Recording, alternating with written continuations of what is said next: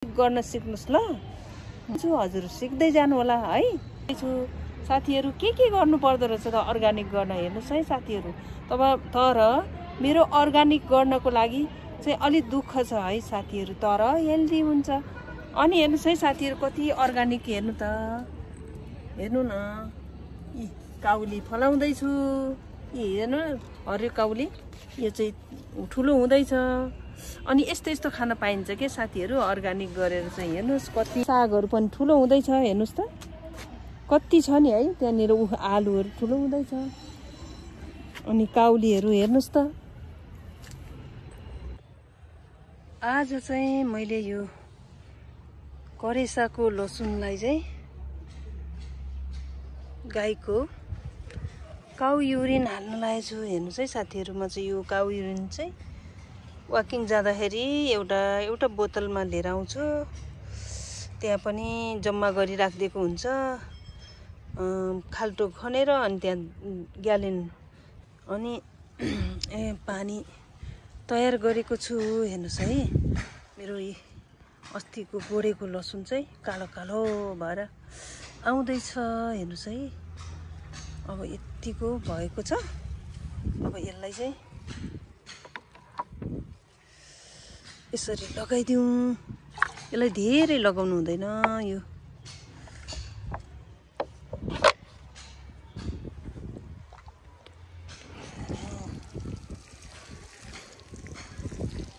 Cow युरिनले चाहिँ एकदमै राम्रो बनाउँछ है लसुनको लागि चाहिँ। एक नम्बरको यसको मल झोल मल भनेको नै काउ युरिन हो है लसुनको लागि। काउ युरिनलाई चाहिँ एकैचोटि नहाल्ने, यसलाई चाहिँ मजाले पानीमा मिक्स गरेर हाल्नुपर्छ।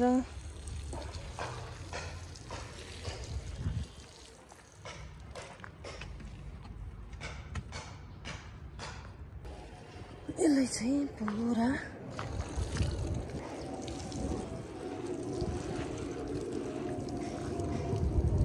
एकचोटि चाहिँ यो पहेँलो होला जस्तो लाग्छ।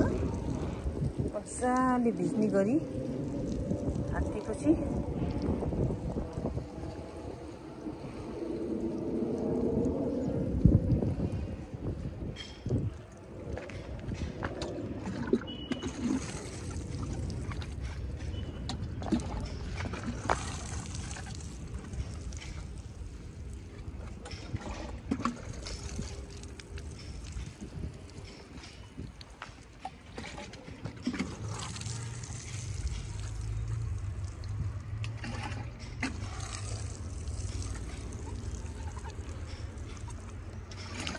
पानीमा मिक्स गरेर हाल्दा पनि यस्तरी हजुर।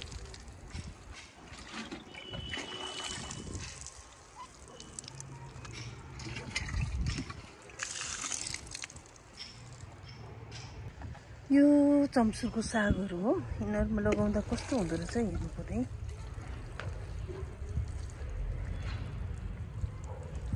तर मर्छ होला चाहिँ अलिक पानी बढी लाएर लाउनु पर्ने।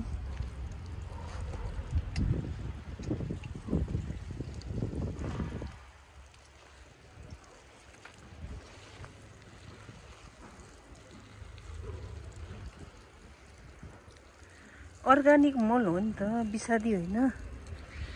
अर्गानिक मल लाउँदाखेरि हुन्छ। अर्गानिक भनेको यही हो, प्योर शुद्ध काउ युरिन।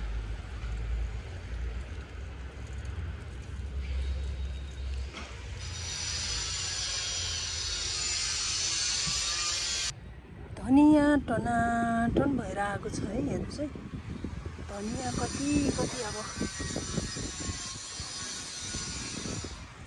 हेर्नुहोस् त धनिया।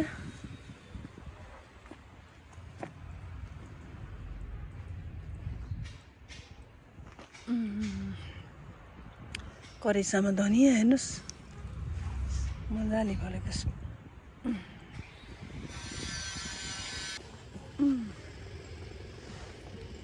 तर यहाँ खाली भए पनि अब यहाँ धनिया उम्रिँदो रहेछ। हेर कति टन्नै धनिया उम्रिँदैछ। तर के गर्नु यहाँ खाली देखेपछि प्याज रोपिदिनु पर्यो खोइ साह्रै तल नि गर्नु हुँदो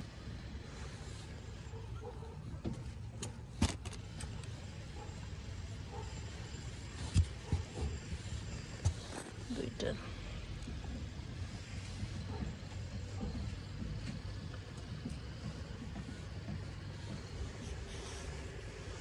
धनिया टन्नै उम्रिया धनियाको स्थान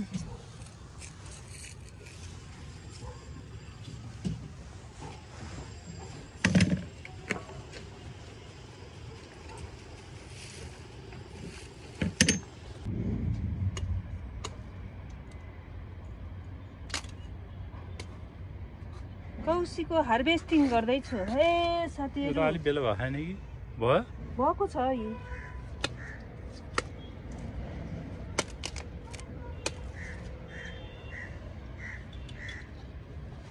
आज चाहिँ यति काटियो हेर्नुस् अब दुईटा छ बेला बेलामा खाना पाइरहन्छ साथीहरु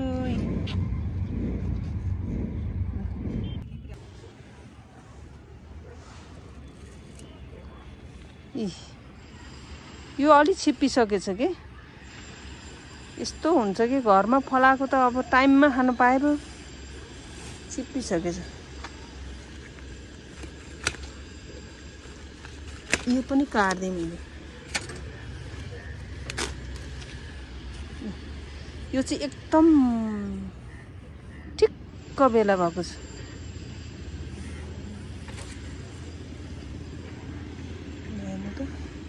अब फुल खायो यो पात चाहिँ कुखुरालाई काम लाग्छ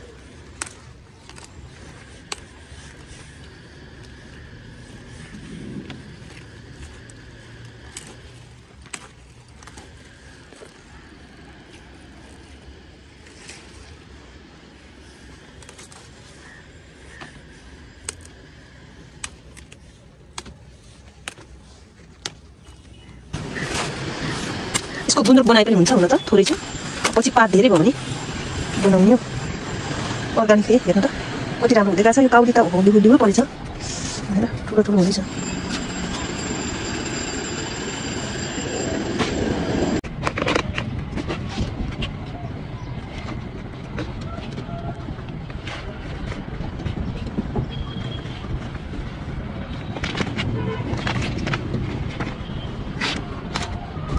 पानी चाहिँ धेरै हाल्नु हुँदो रहेछ यो जराबाट चाहिँ फेरि अर्को आलु पलाउँदो रहेछ कि आलु चाहिँ मुन्टा अहिले काहीँ सुक्खा बनाएर राख्नुपर्छ अनि त्यहाँबाट टन्न पानी हाल्ने कि सुक्खा बनाएर राखेर तर पहिले धेरै माटो हालेर चाहिँ मैले धेरै हाल्नु नपर्ने रहेछ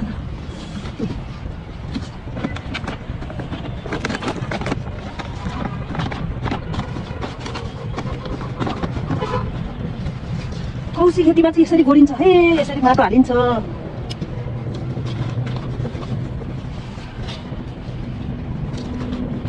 परिवारले जम्मै परिवार भगेर नि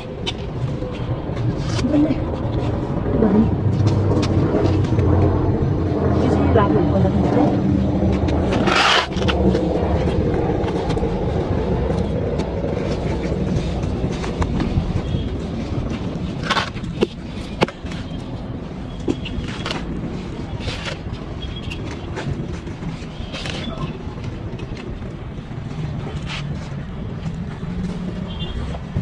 ल चारोमा यो चारोमा लुगायो होइन यिनीहरू म पहिल्यै गरेको यिनीहरू त आलु फल्न पनि थालिसक्यो होला छिन्छ र ए थालिसकेछ यसमा चाहिँ आलु फल्न पनि थालिसकेछ छिन्छ ल है साथीहरूलाई देखाउँछु यो पनि रमाइलो हुन्छ आलु फलेको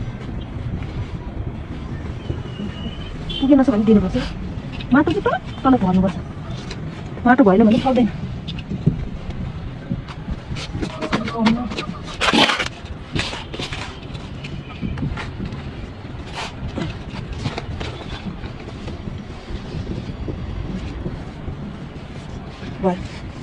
यो दुईटा भाडा पनि खाली छ यो भ्यूहरू त जम्मा मुसाले हेर्नु कहाँ पुर्याएछ कि यस्तरी हेर यहाँ भ्यू त यत्रो भ्यूहरू त कहाँ पुर्यायो भने त मुसाले कुनामा लगेर पो टोकिरहेको हेर यहाँ ओहो अनि यहाँ मैले गाजर छोडेको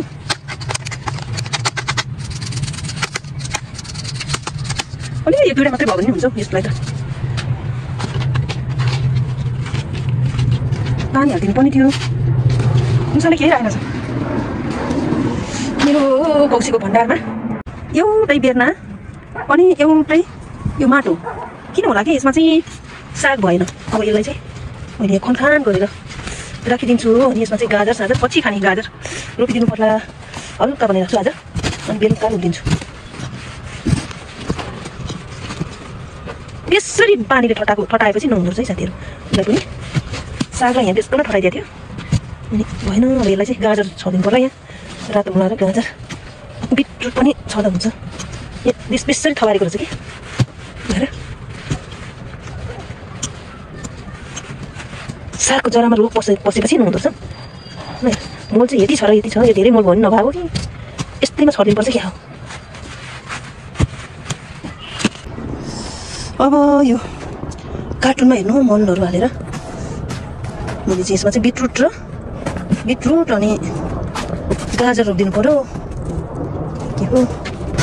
मैले आफैले बनाएको मल अनि अलिअलि पिना पनि छरिदिएको छु है अलिअलि थोरै थोरै एकदमै थोरै किनभने के भएछ यो बेसरी पानीले थवारेपछि मल हालेको छैन त्यही कारणले पो भएन कि साग त मर्नु लागेको के यस्तो भयो।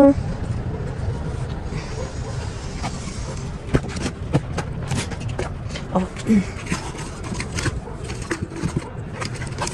यसमा बिटरुट रोपिदिन्छु। बिटरुट भन्छ बिटरुटको छ यो बिटरुटै भनेछ यो अर्कै खालको रहेछ। अस्ति फेरि अर्कै खालको थियो।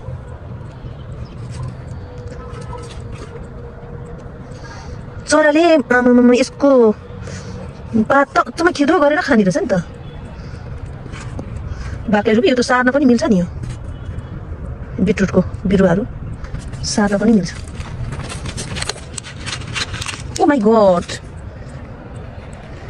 छरिदिन्छ सार्नु मिल्छ होइन। अरूमा सार भयो भने अरू खाली भयो भने अरूमा सारिदिने। यसलाई त जालीले नै छोप्नुपर्ने छ पछिसम्म नहुर्केसम्म जालीले छोप्नुपर्ने छ। अब यो गाजर पनि छरिदिन्छु भने थियो अब त्यहाँदेखि छर्दैछु छन त अलिअलि छरिदिनु पऱ्यो यसमा।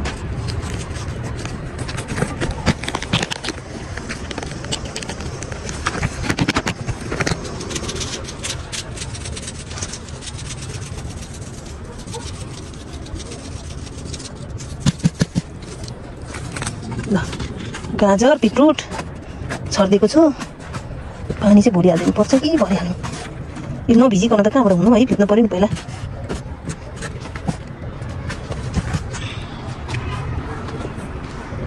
फुललाई चाहिँ अब बिउ राख्ने होइन यसलाई बिउ राखेर यसलाई निकालेर होइन अब यसलाई यो प्लान्टलाई रोपिदिन्छु है। म यो इन्डोर प्लान्ट हो राम्रोसँग फैलिरहेको छ। मैले सानो झाङ ल्याएर रोपिदिएको हजुर एकदम ठुलो भएको छ। यो गेटनिर ढोकानिर लगेर राखिदिनु पऱ्यो। अब यो उसमा यसलाई रोट गरिदिनु पऱ्यो है साथीहरू।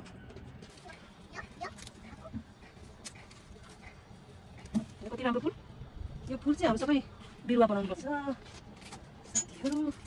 यसमा चाहिँ लट्ठी हुन्छ यो बारहरू पनि हुन्छ यसमा।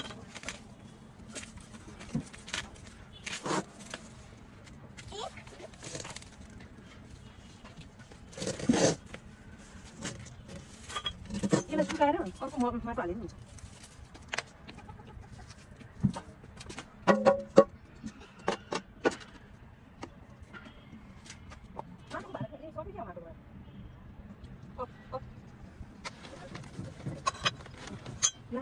टमाटर फल्यो रहेछ यो त पात त सर्छ के त्यो पनि रहेछ यो बेसरी झाँगेको छ। यसलाई त्यतिकै मल रुखको माटो पनि हुन्छ नि ल आफ्नै घरमा बनाएको मल हालिदिन्छ है भयो।